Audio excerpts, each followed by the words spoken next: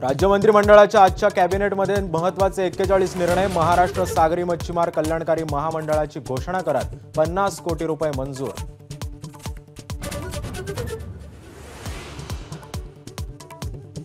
धनगरांना एसटीतून आरक्षणाला विरोध करत आदिवासी आमदार खासदार आक्रमक। विधानसभा उपाध्यक्ष नरहरी झिरवाळांच्या नेतृत्वात मंत्रालयातल्या जाळीवर मारल्या उड्या।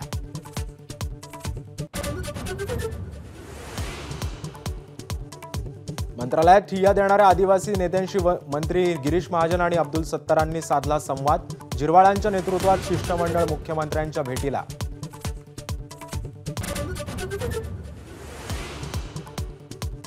आरक्षणाची मर्यादा 75% न्या, शरद पवारांची मागणी। तर 13 महिन्यांपासून आंदोलन सुरू असताना पवार गप्प का, जरांगेंचा सवाल।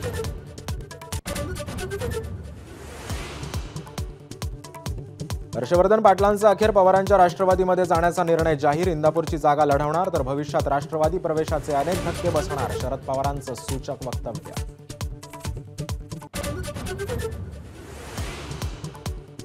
अहमदनगरचं नामांतर अहिल्यानगर प्रस्तावाला केंद्राची मंजुरी। राज्य सरकारच्या प्रस्तावाला केंद्रानं मंजुरी दिल्याचं विखे पाटलांची माहिती।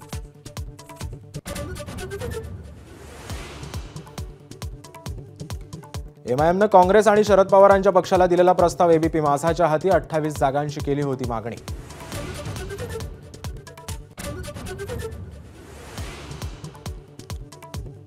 राहुल गांधींचा आजपासून 2 दिवस कोल्हापूर दौरा। कसबा बावड्यातील छत्रपती शिवाजी महाराजांच्या पूर्णाकृती पुतळ्याचं करणार अनावरण।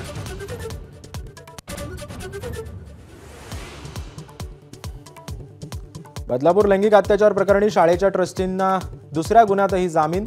उदय कोतवाल आणि तुषार आपटेला कालही एका गुन्ह्यात मिळाला होता जामीन।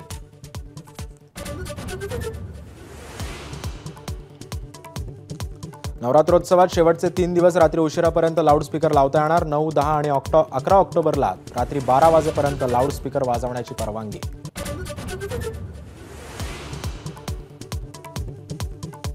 पुण्यात मित्रासोबत फिरायला गेलेल्या तरुणीवर तिघांकडून सामूहिक बलात्कार। घटनास्थळी श्वान पथकाच्या मदतीने तपास सुरू।